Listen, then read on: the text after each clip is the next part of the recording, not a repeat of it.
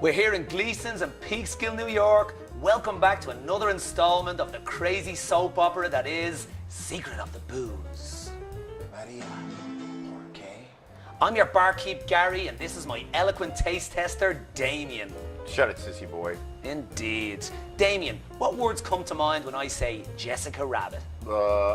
Tits? Calm your loins, piggy boy.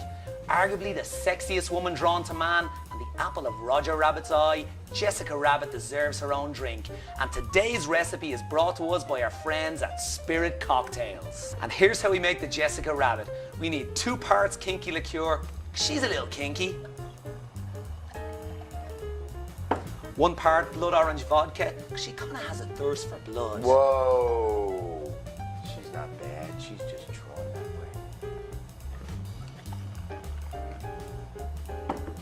Add some ice. Shake it up. Strain it.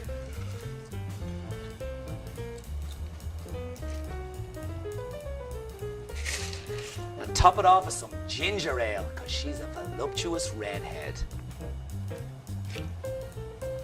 Your thoughts, Damien?